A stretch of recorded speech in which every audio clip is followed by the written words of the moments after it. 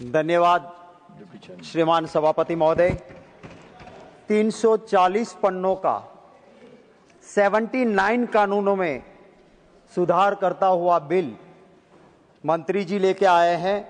नाम है जन विश्वास, पर असल में जनता का विश्वासघात है और कैसे है उसको मैं डेमोन्स्ट्रेट करके दिखाऊंगा। सर, लेजिस्लेशन का बिजनेस बहुत सीरियस बिजनेस होता है और उपसभापति महोदय, आप भी इस बात को भले अच्छे से जानते हो कि हमारे जो रूल्स है, rules of procedure and conduct of business in Rajya Sabha, chapter 9 पूरा दिया गया है लेजिस्लेशन के बिजनेस के ऊपर।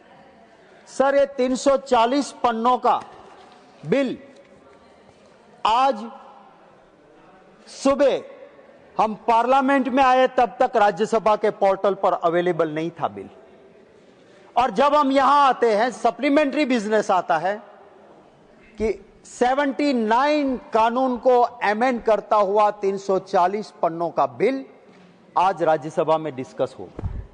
मैं इसलिए विश्वासघात कहता हूं कि हमारा अधिकार है मेंबर का, बोलने से पहले उसको देखना है, पढ़ना है।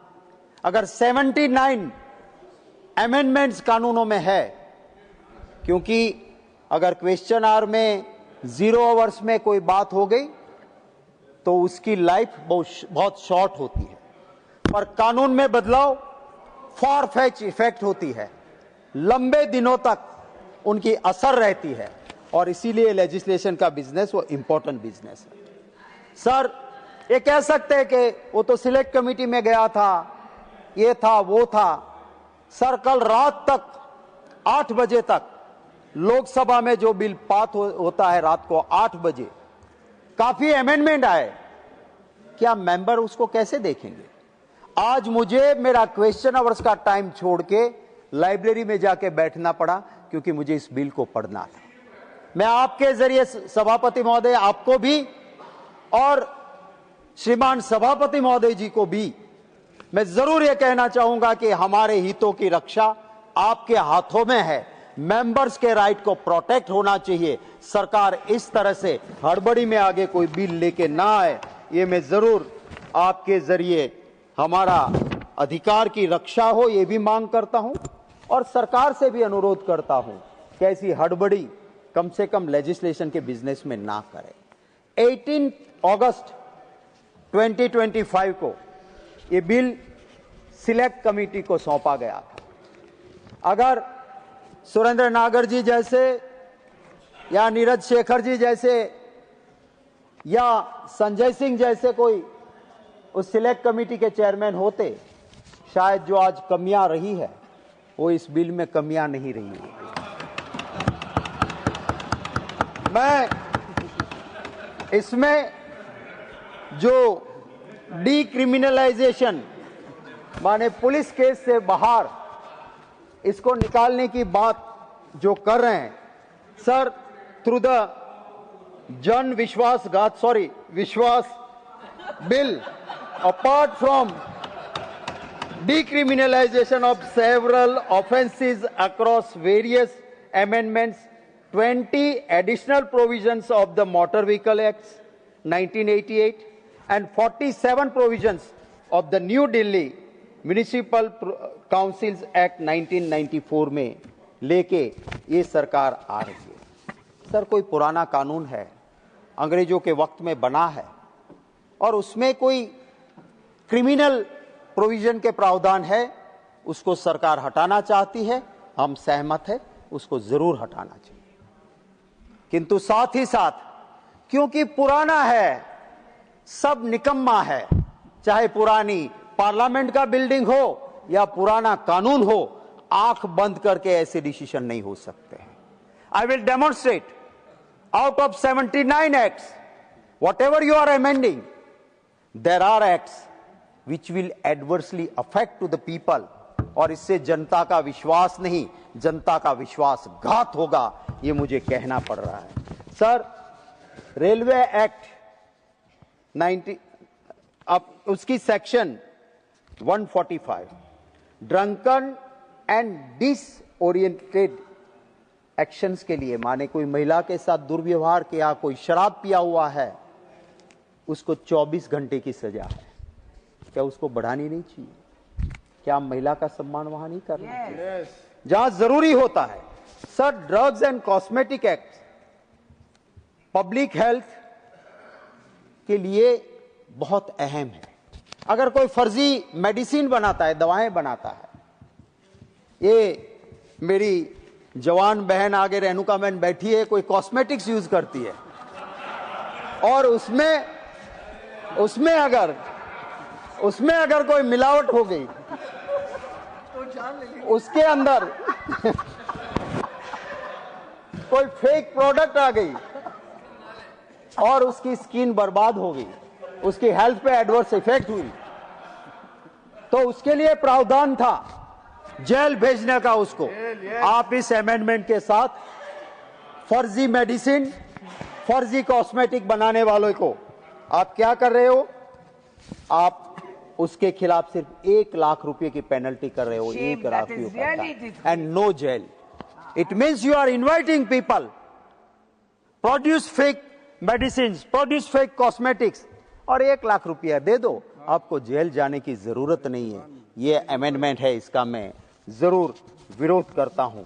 मैं sir disaster management act section 50 की कलम सेक्शन 51, सर कुदरती आपदा आती है, लोगों की जान जाती है, लोग बर्बाद होते हैं, उस वक्त पे डिजास्टर मैनेजमेंट में जो काम होना चाहिए वो काम हो रहा होता है।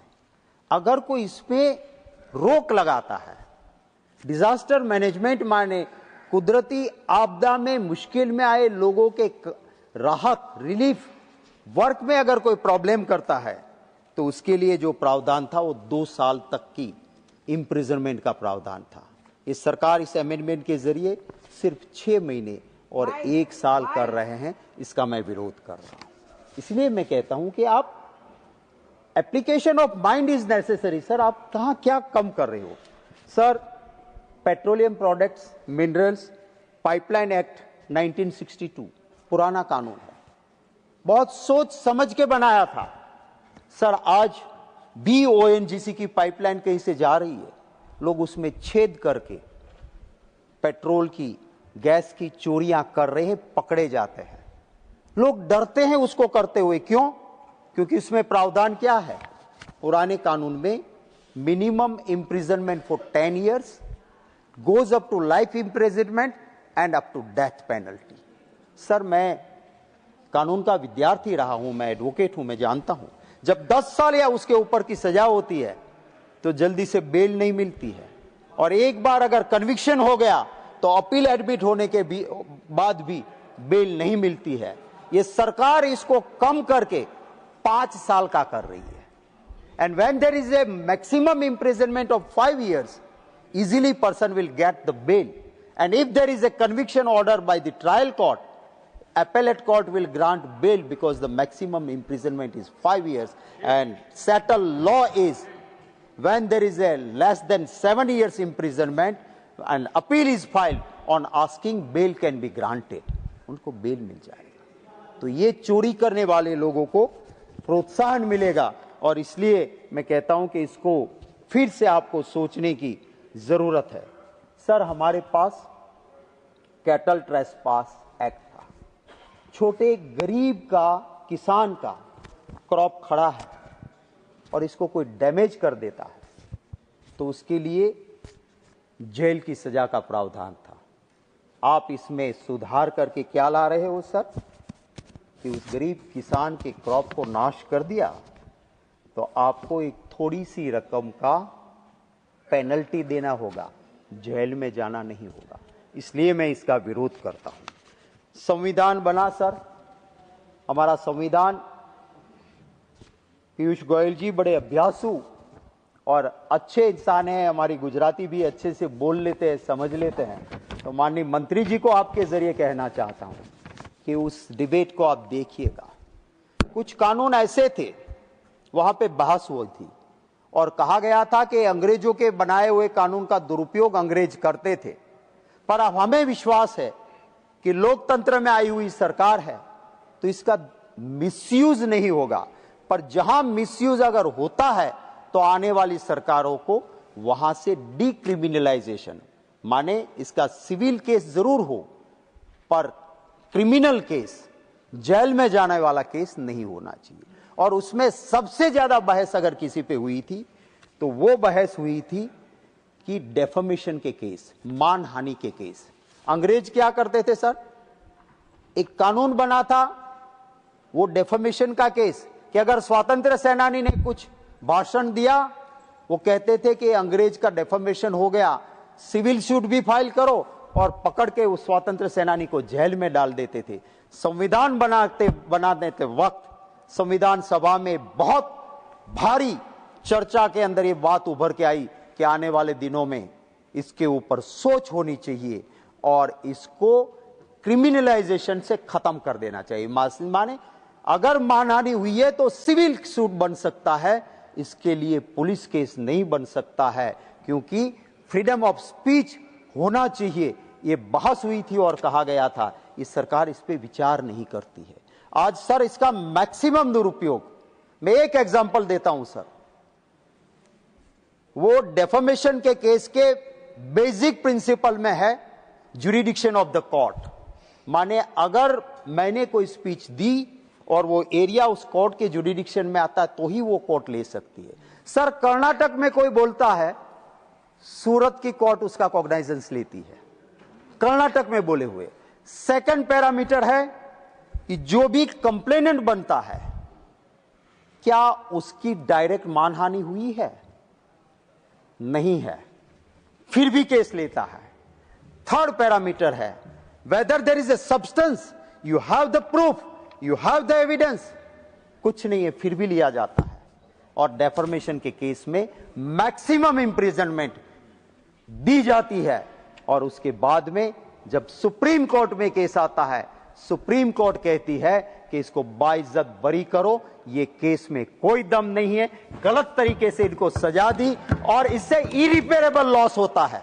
और वो सफरर इस देश का एक राजनेता, एक member of parliament Rahul Gandhi होते हैं और इस तरह से इसका मिसयूज होता है। इसलिए मैं कहता हूं कि आपको अगर डिक्रिमिनलाइजेशन करना है तो ऐसे केस में करिए जहां संविधान ने भी ये बात कही थी और संविधान ने ये कहा था कि इसका सिविल केस बने। इसके लिए सरकार को आगे सोचना होगा और इसको डिक्रिमिनलाइजेशन करना होगा। मैं आपके जरिए, मुझे पता नहीं है कि मंत्री जी तो पीयूष गोयल जी अच्छे विचारक है, अच्छे इंसान है, पर वहां तो वन मैन शो है तो वो कितना कर पाएंगे पता नहीं है, पर जरूर कोशिश करे, ये मेरी उम्मीद। हाँ, नया हेयर स्टाइल है, स्मार्ट अच्छे लगे, ऐसे भी है पर ये नई हेयर स्टाइल में और जच रहे हैं। सर गलत तरीके से जो कुछ हैंडलूम एक्ट के अंदर, सर इस एक्ट के अंदर एक प्रोविजन था, इसको आप बदल रहे हो और उसका एंड रिजल्ट क्या होगा? फेक मशीन मेड प्रोडक्ट, इसको आप जेल से बाहर निकाल रहे हो और क्या पनिशमेंट कर रहे हो? सिर्फ 10,000 रुपीज। Is it enough? अगर फेक मशीन हैंडलूम के ऊपर हम क्या करने जा रहे हैं? सर मंत्री जी रिप्लाई तो जरूर देंगे और मंत्री जी के भाषण में मैं भी गारंटी से कहता हूं बंगाल आएगा, आसाम आएगा और तमिलनाडु आएगा, क्योंकि वहां चुनाव है और ये परंपरा रही है कि ये कहेंगे। आपके भाषण में तो बिल है जी, और मोदी जी तो हर लाइन में 2 बार आएंगे, वो सवाल है। पर मैं ये कहना चाहता हूं कि ये जरूर आएगा, क्योंकि आप हर इस सरकार में मैं भी साक्षी रहा हूं, जहां जहां चुनाव होता है वहां कानून की बात भी होती है तो उन स्टेट्स के नाम आएंगे तो आप कहोगे कि इसके द्वारा हम बंगाल में इतने लोगों को फायदा कर रहे हैं, हम तमिलनाडु में चाय पीने वाले को फायदा कर रहे हैं, हम वहां पे केरला में फायदा कर रहे हैं। ये बात जरूर आएगी सर, मैं जानता हूं। सर फेमा सेक्शन 13 इसको अमेंड किया इसी सरकार ने। Section 1B and section 1C was added in FEMA and what you did, इधर डिक्रिमिनलाइजेशन के लिए आपकी आर्ग्यूमेंट है कि डिक्रिमिनलाइजेशन करना चाहिए, यहां क्रिमिनल एक्ट प्रोविजन ऐड करने के लिए यही सरकार लेके आई थी। माने इनके जैसे एलिफेंट के होते दिखाने के और चबाने के, दो टाइप के स्टैंडर्ड रहते हैं।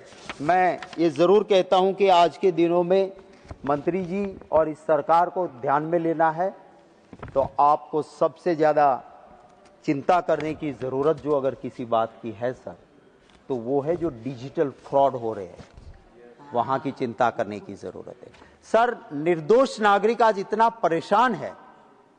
आप डिजिटल की हम बात करते थे, बैंक के खाते में इधर बैठे सबके पास ये कंप्लेन आती होगी सर। एक मिडिल क्लास का बंदा जिसके अकाउंट में अपना लाइफ सेविंग 2 लाख रुपए पड़े हैं, कोई फ्रॉड आदमी वहां 5,000 रुपया भेज देता है, उसका पूरा अकाउंट फ्रीज कर दिया जाता है। पूरा 2 लाख मेहनत की कमाई का उसका कोई कसूर नहीं है। अरे भाई कम से कम उसके 5,000 आए तो उसको फ्रीज करो, बाकी का अकाउंट तो उसका खुला कर दो। और वो नहीं किया जा रहा है, और डिजिटल फ्रॉड करने वाले लोगों को हम पकड़ भी नहीं पा रहे हैं सर। एक और बात मैं कहना चाहता हूं, 2 दिन पहले यहां भारतीय जनता पार्टी के एक विद्वान सदस्य ये बात लेके आए यहां पे 0 आवर्स में कि जो भी यहां पे देश की इज्जत के लिए बात होनी चाहिए, उन बातों में देश की इज्जत खराब ना हो उसकी चिंता करनी चाहिए। और देश की इज्जत के लिए हमें ऐसी बातें नहीं करनी चाहिए कि देश में कुछ खराब चल रहा है। मुझे दुख हुआ, आपके जरिए मैं कहना चाहता हूं, मंत्री जी सिंगापुर के एक शिल्पकार को कोट किए, और ये इस बिल के बात करते हुए मंत्री जी ने कहा कि उस शिल्पकार ने कहा कि हिंदुस्तान अपने आगे बढ़ने में बहुत पीछे रह गया, क्योंकि if I can lay my hands on that, I'll exactly say what are the words Honorable Minister had said in that speech. हाँ, सिंगापुर के शिल्पकार ली कुयान यू के वाक्य में कहा था, I quote, India is a nation of unfulfilled greatness. It is potential has lain fallow unaddressed. India has wasted decades in state planning. ऐसा करके करप्शन और वो बात की। कौन कहता है? एक सिंगापुर वाला कहता है, उसको हम ऑथोराइज करते हैं क्या? तब देश की बेइज्जती नहीं हो रही है? या हमें कोई ज्ञान बांटता है कि बाहर जाके वर्तमान की खराब परिस्थिति है मत बोलो। आप एक फॉरेनर को कोट करके मेरे देश, जिस देश ने आजादी के बाद ऐसी तरक्की की, अंग्रेज जितने जहर डाल सकते थे मेरे देश में डाल के गए थे, जात के नाम पे, प्रांत के नाम पे, भाषा के नाम पे, मजहब के नाम पे। ये देश के वो हमारे पूर्वज थे जिन्होंने खून पसीना एक किया। कभी ये नहीं किया कि मित्रों मैं क्या कर सकता हूं, अंग्रेज खड्डे खोद के गए हैं। नहीं, मेहनत की, इस देश को आबाद किया।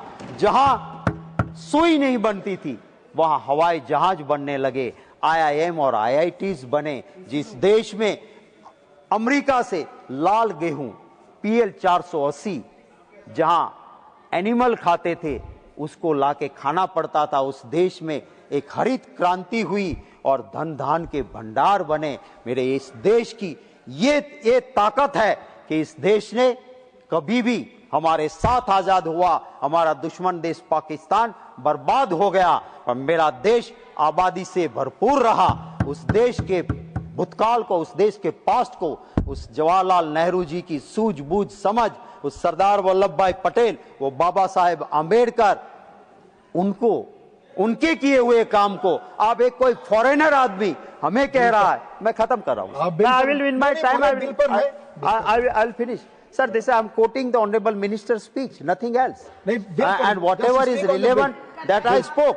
सर, किसी को अच्छा लगे या ना लगे, जो सच्चाई है मैंने सिर्फ वही सामने रखी है। और इसलिए मैं आपके जरिए मंत्री जी से गुजारिश करूंगा कि हड़बड़ी मत कीजिए। इसमें किसान, मजदूर, आम हिंदुस्तानी का भला नहीं है। जो कानून रियल में गलत है, अंग्रेज के वक्त बने हुए थे, आज में रिलेवेंट नहीं है, जरूर उसको आप हटाइए, हम आपके साथ हैं। पर कुछ कानून ऐसे हैं कि जिसके हटने से देशवासी का भला नहीं है, उसको हटाने की जरूरत नहीं है। यही मेरे विचार है। धन्यवाद। Thank you.